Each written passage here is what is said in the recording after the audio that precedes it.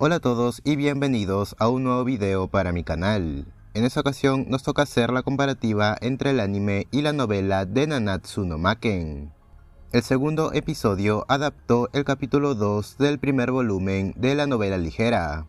Ahora sin nada más que decir, empecemos con el video. Número 1. Antes de hablar sobre el episodio, quería mencionar algunas cosas que quedaron pendientes en el video anterior. Una de ellas tiene que ver con la espía llamada Teresa. Este personaje no aparece hasta el final del primer volumen. Incluso revisé el manga para ver si es que aparecía antes como en el anime. Sin embargo, este personaje tanto en la novela como en el manga aparecen de la misma forma. El anime posiblemente adelantó la presentación de este personaje para generar un aire de misterio alrededor de Olivier, y de esta forma generar más interés por la historia, aunque en mi opinión hubiera preferido que no hubieran hecho esto. Bueno, otro tema era con respecto al prólogo del volumen. Esto no lo voy a narrar ya que siento que es irrelevante para este momento, así que no tiene mucho sentido contarlo ahora. Esto sería todo lo que quedó pendiente en el video anterior. Ahora sí pasemos al segundo episodio. Número 2. El anime omitió información importante con respecto a la explicación de por qué los magos empezaron a utilizar espadas. Tal como se explica, hace 400 años un famoso hechicero pereció a manos de un espadachín sin magia. Este tipo de incidentes ya se habían presentado anteriormente. Muchos hechiceros habían perdido su vida a manos de personas sin magia. La razón por la cual este incidente fue mucho más importante que los anteriores es porque este famoso hechicero perdió en un combate completamente justo. En los anteriores incidentes, los magos perdieron su vida en ataque sorpresa realizado por personas sin magia. Debido a esto, se creía que la única forma de derrotar a los magos era mediante el elemento sorpresa. Sin embargo, luego de que el hechicero perdiera un combate cara a cara y sin trampas, quedó claro que los magos tenían una gran desventaja. Los magos que vieron el combate se dieron cuenta que los hechizos demoraban mucho en ser realizados. Debido a esto, cualquier persona podía acabar con un mago antes de que lanzara su magia. Ni siquiera este hechicero, quien era conocido por su alta velocidad al recitar encantamientos, podía ser más rápido que un simple espadachín. Después de que esto sucediera, los magos empezaron a utilizar espadas cortas para defenderse de ataques a corta distancia. Esto resultó útil y no útil a la vez, ya que al momento de luchar a corta distancia, los magos no podían utilizar magia con encantamientos, debido a que podían dañarse a sí mismos, por la gran potencia que tenían estos hechizos. Es por ello que idearon una forma de utilizar magia que podía servir a corta distancia. Esta era la magia sin encantamientos. Esto se podía utilizar para distraer, aturdir o herir al rival en combates a corta distancia. Esta magia, al no tener encantamiento, obviamente tenía mucha menor potencia que una magia con encantamiento. Algo para terminar con todo esto es que había familias que se oponían a utilizar las espadas. Incluso las consideraban una herejía. Estas eran las familias tradicionales que respetaban enormemente a sus antepasados y a los magos de la antigüedad. Número 3. Ahora pasemos al combate entre Olivier y Nanao. Este combate se realizó en la misma aula donde habían estado hablando hace poco. Esta aula estaba completamente vacía. No había asientos ni mesas. El campo de batallas de ambos estaba delimitado por los estudiantes que habían hecho un círculo en el medio de la habitación por órdenes del profesor Garland. Después se mencionaría las reglas del combate. En el anime también se mencionan estas reglas, sin embargo no están tan bien detalladas como en la novela. Empecemos con el hechizo de protección que utilizó el profesor. Tal como se menciona, este hechizo evitaba heridas fatales. Sobre todo evitaba que se hicieran cortes en el cuerpo. Este hechizo sí o sí debía activarse antes de cada combate. Sin embargo, existía la opción de disminuir este efecto. Esta opción solamente estaba disponible para alumnos de mayor grado, en caso quisieran tener un combate más realista. Otra regla que se menciona en la novela es que debían atacarse a corta distancia, ya que el profesor quería demostrar el uso de la espada y la magia a corta distancia. Si ambos se separaban, era casi seguro que empezaría un combate a larga distancia con hechizos con encantamiento. Por último estaba la regla que determinaba el fin del combate. Esta dictaba que cualquier golpe realizado en una zona letal significaba el fin del combate. En el caso de que se recibiera un golpe en el brazo, este no podía ser utilizado en el resto del combate.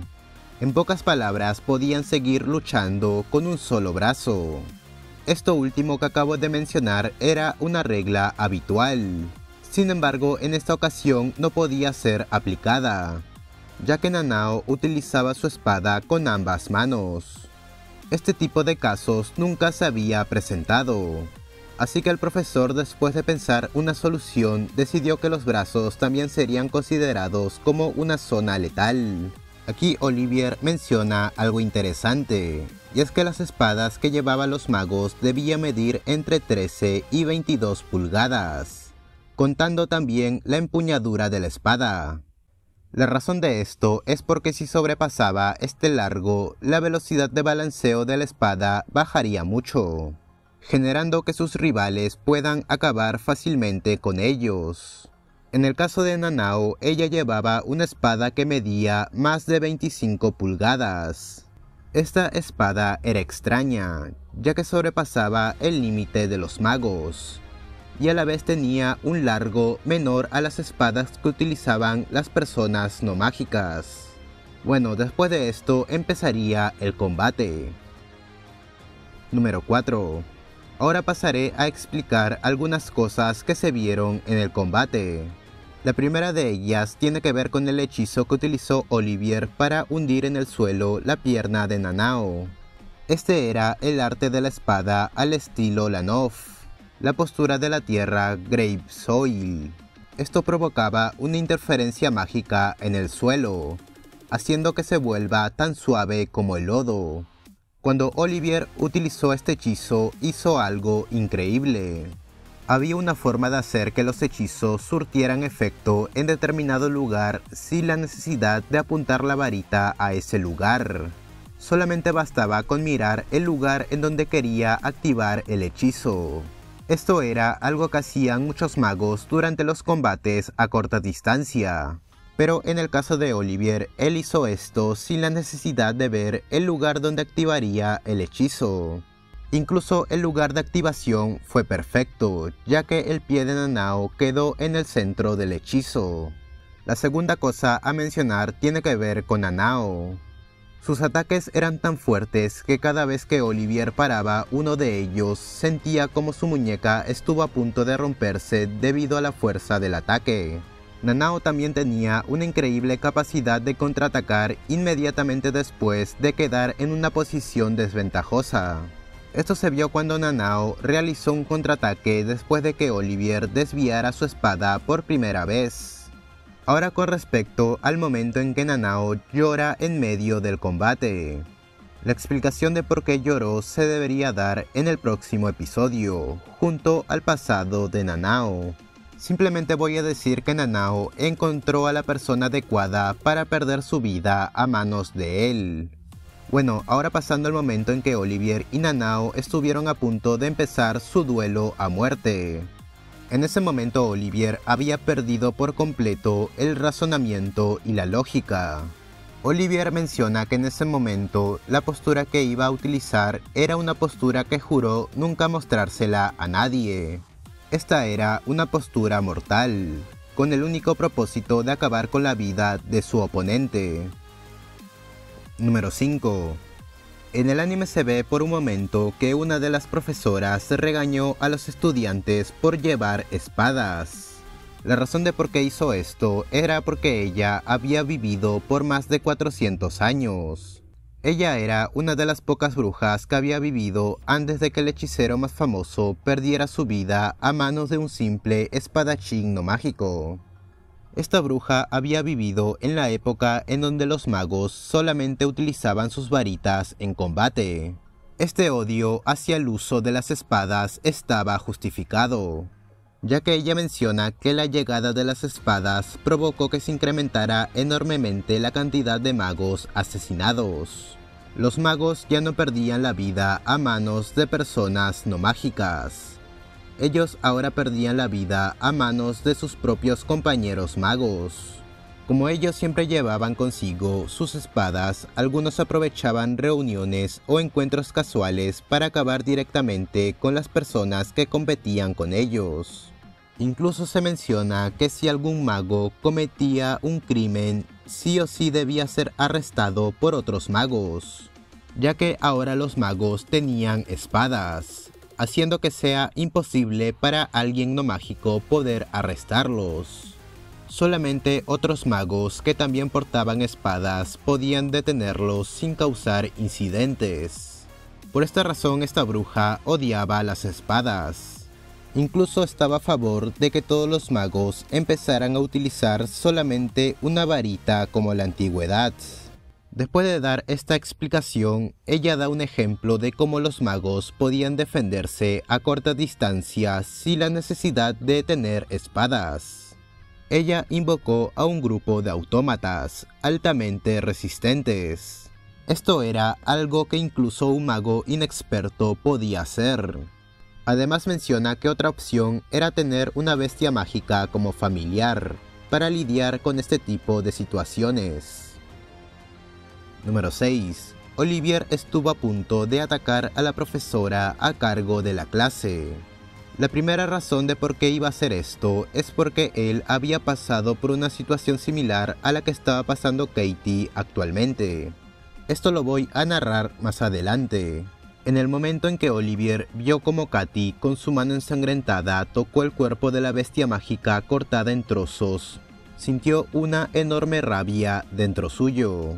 Él ya sabía que Katy fallaría. Sin embargo, no haber podido detener esta tragedia le provocó una frustración enorme. Esta rabia o enojo aumentó después de escuchar cómo la profesora lanzaba palabras hirientes a Katy. Además que se burlaba del incidente que había sucedido hace poco. Sheila en ese momento miró la cara de Olivier. En ella se podía ver claramente la expresión de alguien que estaba dispuesto a responder con violencia. Incluso se podía ver cómo la mano de Olivier, en donde tenía su espada, estaba temblando debido a la rabia. Olivier, cuando se fue del salón para llevar a Katy a la enfermería, evitó mirar la cara de la profesora, ya que si miraba su rostro que expresaba arrogancia pura, era seguro que se lanzaría inmediatamente hacia ella para atacarla. Número 7. Cuando Olivier fue a visitar a Katy, le cuenta que en el pasado había sufrido una situación similar a la que ella había sufrido hace poco. Él menciona que a los 7 años había tenido un perro llamado Doug. Este era su mejor amigo. Ellos siempre paraban juntos tanto en el día como la noche. Sin embargo, un día Doug amaneció con una fiebre severa. Este perro no podía comer y sentía constantemente dolor. Su padre simplemente le dijo que esto era una enfermedad estacional y que después de una semana Doug se recuperaría. Olivier no pudo aguantar ver a Doug de esta forma durante una semana. Es por ello que buscó una forma de curarlo. Él hace poco había aprendido el cómo crear pociones mágicas. Sus padres le habían dicho que tenía talento para esto, así que confiaba mucho en este talento. Él leyó los grimorios que tenían sus padres y preparó la poción para luego dársela de beber a Doug. Lamentablemente, esto solamente empeoró las cosas. Luego de unas horas, Doug empezó a toser sangre y finalmente falleció. Olivier se había confundido al momento de recolectar una de las hierbas. Sin darse cuenta, había recogido unas hierbas venenosas. Esto había provocado la muerte de su mejor amigo. Olivier incluso recordó que antes de darle de beber esta poción a Doug, le había prometido que se iba a recuperar pronto. Olivier dijo todo esto mientras hacía expresiones de dolor y sufrimiento al recordar este hecho. Bueno, esa es la razón por la cual Olivier se sintió identificado con Katy. Eso sería todo por el video de hoy. Como siempre te recomiendo que dejes tu like y te suscribas al canal, en caso te guste este tipo de videos. Adiós.